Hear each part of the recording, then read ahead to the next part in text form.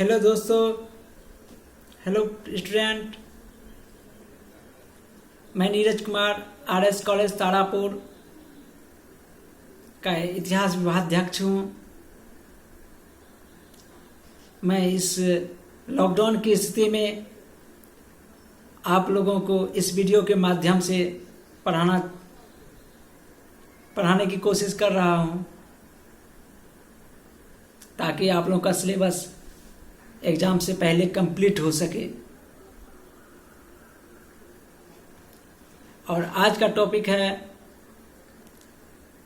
धर्म सुधार, 6ठी शताब्दी में धर्म सुधार आंदोलन, और जिनमें कि मैं आज गौतम बुद्ध को पढ़ाऊंगा, नेक्स्ट क्लास में महावीर को। तो आज गौतम बुद्ध के बारे में विस्तृत चर्चाएं करेंगे। 6ठी शताब्दी ईसा पूर्व में पूर्वोत्तर बिहार में शाक्यों का एक छोटा सा गणराज्य था जिसकी राजधानी कपिलवस्तु थी। यहाँ के राजा का नाम शुद्धोधन और उनकी पत्नी का नाम महामाया था। राजा शुद्धोधन को एक पुत्र की प्राप्ति हुई जिसका नाम सिद्धार्थ रखा गया। सिद्धार्थ के जन्म के ठीक 7वें दिन उनकी माता महामाया का निधन हो गया। फलतः इसका पालन पोषण इनकी मौसी गौतम प्रजापति ने किया था, या गौतमी प्रजापति ने किया था। फलतः इसे गौतम के नाम से भी सिद्धार्थ को जानने लगे।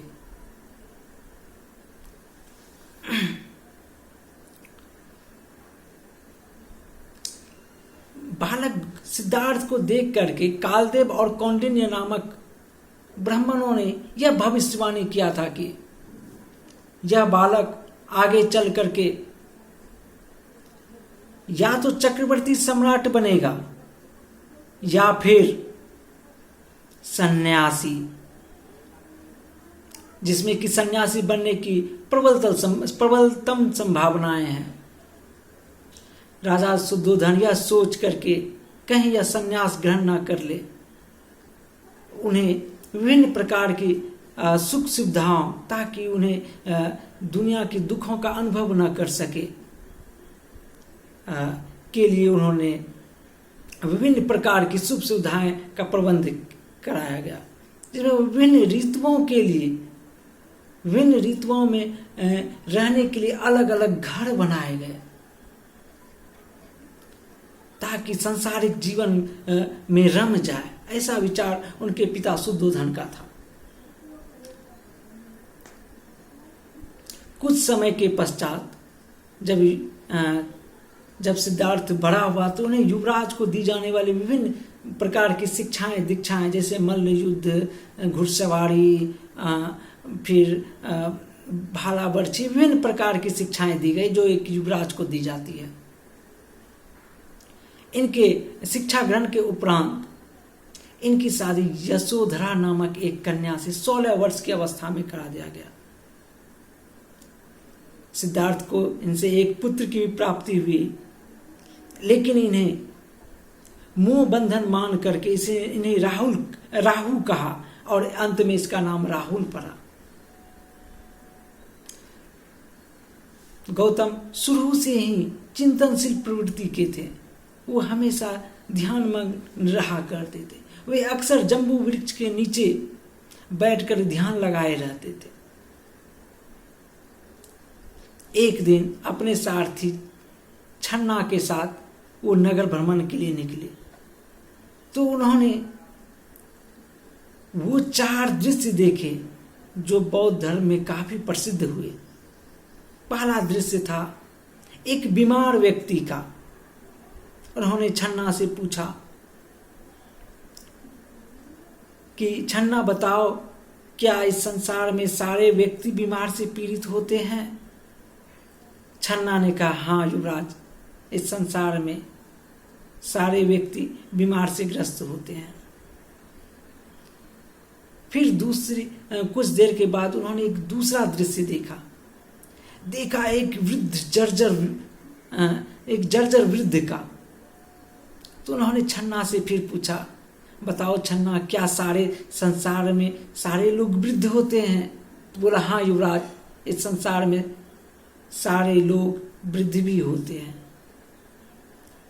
थोड़ी दूर जाने के बाद उन्हें एक तीसरा दृश्य दिखाई दिया। वो दृश्य था एक मृत व्यक्ति का। वो मृत व्यक्ति को देख करके फिर छन्ना से वही सवाल पूछता है, क्या इस संसार में सारे व्यक्ति मरते हैं या मृत्यु को प्राप्त करते हैं?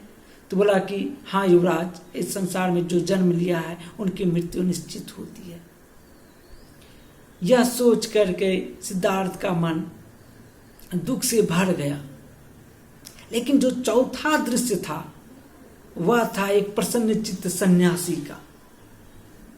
इस सन्यासी को देख करके उनके मन में खुशी की लहर उठ पड़ी। यह अब स्पष्ट होने लगा था कि सिद्धार्थ सन्यास की ओर मुड़ने वाला है। फलतः वो सांसारिक जीवन को त्याग करके सन्यास की ओर मुड़ने के लिए अग्रसर होना प्रारंभ हो गया। एक रात विभिन्न गणिकाओं का नृत्य देखते देखते, गणिकाओं का अर्थ होता है नृत्यांगनाएं, जो तो प्राचीन काल में नृत्यांगनाओं को गणिका ही कहा जाता था, गणिका भी कहा जाता था। उनका नृत्य देखते देखते वो सो गई। सिद्धार्थ सो गए। जब सिद्धार्थ सो गए तो उनके साथ जितनी भी गणिकाएं थी वो भी उसी स्थान पे नृत्य करते करते कुछ देर बाद वो भी सो गई। लेकिन जब सिद्धार्थ एकाएक सहसा नींद टूटा तो उन्होंने देखा कि जो गणिकाएं नृत्य करते समय बेहद ही सुंदर थी, अब वो कुरूप हो गई है। किन्हीं के बाल बिखरे पड़े हैं, किन्हीं के वस्त्र बिखरे पड़े हैं और कोई खर्राटे मार रहे हैं। ऐसा विभत्स दृश्य देख करके अब उन्होंने निश्चय कर लिया कि अब मुझे संसार को त्यागना ही है। फलतः एक रात अपने पुत्र राहुल और अपनी पत्नी यशोधरा को छोड़ करके वो सन्यास की ओर चल पड़े। उनके प्रिय सारथी छन्ना और प्रिय घोड़ा कंथक को हाथ फेरते हुए उन्होंने गेरुआ वस्त्र पहना और सन्यास ग्रहण कर लिया। उस समय के प्रसिद्ध आचार्य अलार कलाम और रुद्रक राम पुत्र के पास गए और विभिन्न प्रकार की शिक्षाएं ग्रहण किया, जिसमें कठिन योगाभ्यास और विभिन्न प्रकार की शिक्षाएं ग्रहण किया। लेकिन उन्हें संतुष्टि नहीं मिली। फलतः वे वहां से चल पड़े। वहां से चलने के बाद उन्होंने वो 5 ब्राह्मण मिले जिनके साथ वो भी हो गए और उनके साथ वो भी ज्ञान प्राप्ति के लिए तपस्या कर रहे थे। फिर उनके साथ हो गए। अब वो 6 मिल करके तपस्या फिर से प्रारंभ कर दी। वे ज्ञान प्राप्ति के लिए तपस्या करने लगे। सिद्धार्थ इतना ध्यान मग्न रहा करते थे कि उन्होंने अन्न जल न्यून कर दिया था। उनका शरीर नरकंकाल की भांति हो गया था। स्थिति यहां तक पहुंच गई थी कि वो मरणासन की स्थिति पे आ गए थे। फलतः एक दिन एक सुजाता नामक स्त्री जो उसी जंगल से होकर गुजर रही थी ने उन्हें खीर खिलाया। फलतः उसके जान में जान आई। अब वो सीख चुके थे कि अब मुझे मध्यम मार्ग अपनाना है। जिस प्रकार एक वीणा के तार को ज्यादा कसने से तार टूटने की संभावना बनी रहती है और ज्यादा खुला छोड़ने से मधुर ध्वनि नहीं उत्पन्न होती है। इसलिए मध्यम मार्ग का अनुसरण करना चाहिए।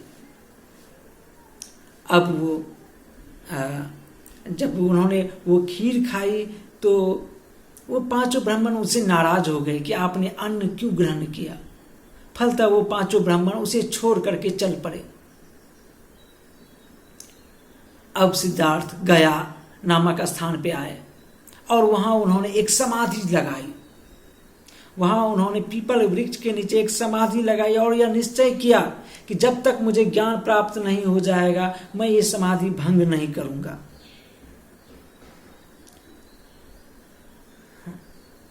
उन्होंने समाधि लगाई और ध्यान करने लगे। मार के नेतृत्व में, मार कामदेव को कहा जाता है। कामदेव के नेतृत्व में विभिन्न प्रकार की पैशाचिक शक्तियां उनके ध्यान को भंग करने के लिए, उनकी समाधि भंग करने के लिए तत्पर हो उठे। लेकिन सिद्धार्थ अटल थे। उन्होंने सभी प्रकार के भय और मोह माया को त्याग दिया और फलतः 7वें सप्ताह अर्थात 49वें दिन उन्हें उसी वृक्ष के नीचे, पीपल वृक्ष के नीचे उन्हें ज्ञान की प्राप्ति हुआ। फलतः उन्होंने कहा अब तो मैं जाग गया हूं, अब मैं दुनिया को जगाऊंगा। वो अब सारनाथ आए। वहां वो 5 ब्राह्मण मिले जो उन्होंने उसका साथ छोड़ दिया था। उन सबों ने उनसे दीक्षा लिया और बौद्ध धर्म ग्रहण किया। बौद्ध का क्योंकि गौतम से अब बुद्ध बन गए थे। बुद्ध का तात्पर्य होता है ज्ञानी। क्योंकि ज्ञान जब प्राप्त हो जाता है तो वो बुद्ध बन जाते हैं। तो अब उनका पूरा नाम गौतम बुद्ध पड़ गया क्योंकि वो ज्ञान प्राप्त कर चुके थे।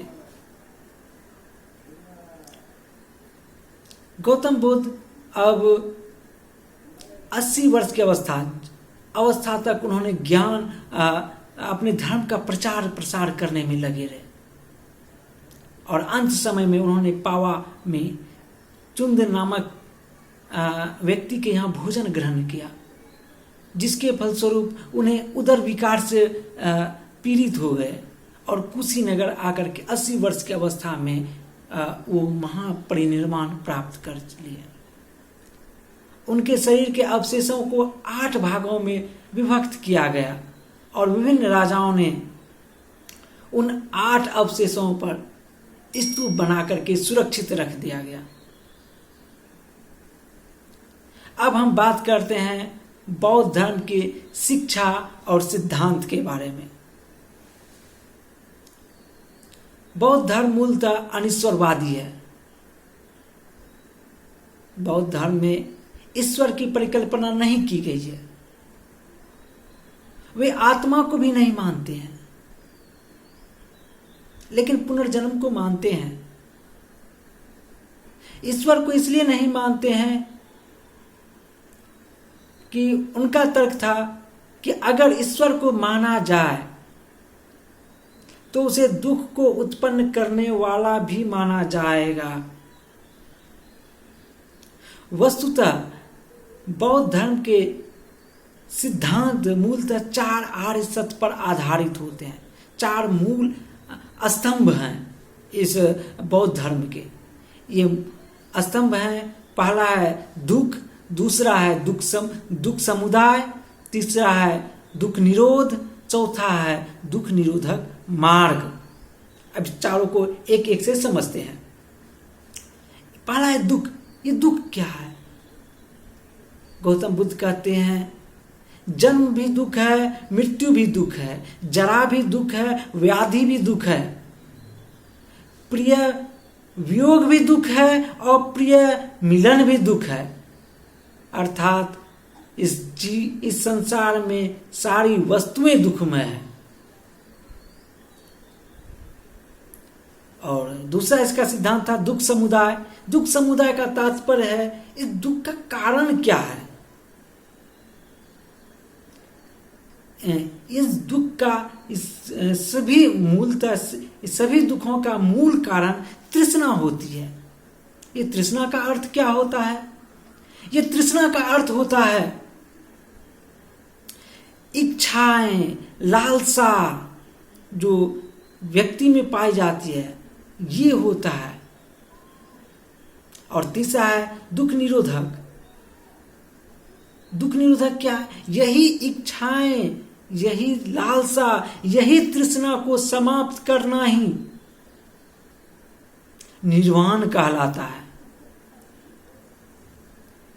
गौतम बुद्ध कहते हैं मनुष्य इस जन्म में निर्वाण प्राप्त कर सकता है, लेकिन महापरिनिर्वाण मृत्यु के बाद ही संभव है। और चौथा इसका सिद्धांत है, चौथा सिद्धांत है आपका दुख निरोधक मार्ग। इन्होंने एक मार्ग बताया है और ये मार्ग है अष्टांगिक मार्ग है।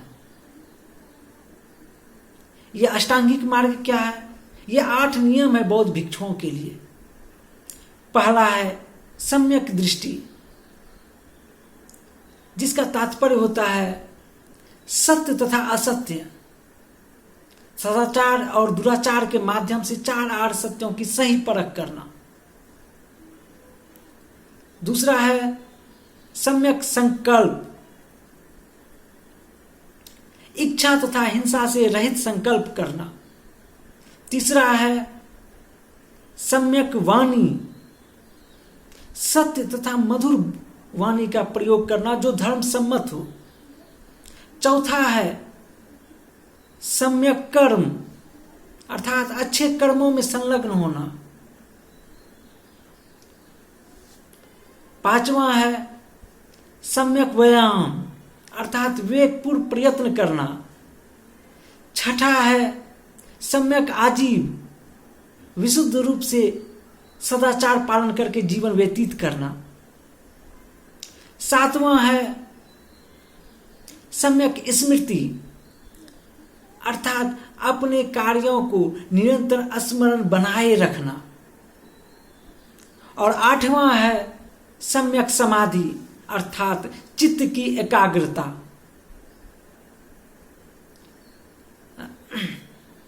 इन 4 आर्य सत्य के माध्यम से ही व्यक्ति निर्वाण की ओर बढ़ सकता है। और प्रत्येक व्यक्ति का कर्तव्य होता है कि वो निर्वाण प्राप्त करें, वो इच्छाओं का दमन करें, वो लालसाओं का दमन करें। गौतम बुद्ध अपने भिक्षुओं को अक्सर कहते थे कि प्रत्येक भिक्षु जब वो ध्यान मग्न रहें तो प्रेम, प्रसन्नता, दया और शांति को खुद में और दूसरों में भी देखें। इनसे सकारात्मक ऊर्जा का उद्भव होता है। गौतम बुद्ध जो कि बौद्ध धर्म के सिद्धांत के बारे में कहा गया कि यह, जैसा कि आप जानते हैं कि बौद्ध धर्म मूलतः अनिश्वरवादी है। ईश्वर की कल्पना नहीं की गई है, आत्मा को नहीं मानते हैं, लेकिन पुनर्जन्म को मानते हैं। कहा गया जब आप आत्मा को नहीं मानते हैं तो पुनर्जन्म को मानते हैं, फिर कर्म फल को ले जाने वाला माध्यम आत्मा नहीं है, तो कर्म फल अगले जन्म का कारण कैसे होता है? इस संबंध में मिलिंदपन्न में कहा गया है। मिलिंदपन्न यूनानी राजा मिनांडर और बौद्ध भिक्षु नागसेन का वार्तालाप है। इनमें इसी मिलिंदपन्न में कहा गया है कि जिस प्रकार पानी की एक लहर उठ करके दूसरे को जन्म दे करके स्वयं समाप्त हो जाती है, ठीक उसी प्रकार कर्म फल चेतना के रूप में पुनर्जन्म का कारण होता है। जैसे दुख समुदाय का कारण जन्म है, ठीक उसी प्रकार जन्म का कारण भी कर्म रूपी 12 अज्ञान रूपी चक्र होते हैं। जो एक दूसरे से उत्पन्न होते हैं। ये 12 अज्ञान रूपी चक्र हैं। अविद्या, संस्कार, विज्ञान, नाम रूप, सदायतन, स्पर्श, वेदना, तृष्णा, उपादान, भव, जाति, जरा मरण। इनमें से प्रथम 2 अविद्या, संस्कार, ये 2 पूर्व जन्म से संबंधित हैं। अंतिम के 2 भव और अंतिम के 2 जाति और जरा मरण, ये भविष्य के जन्म से संबंधित, अगले जन्म से संबंधित माने जाते हैं और शेष वर्तमान जीवन से संबंधित माने गए हैं।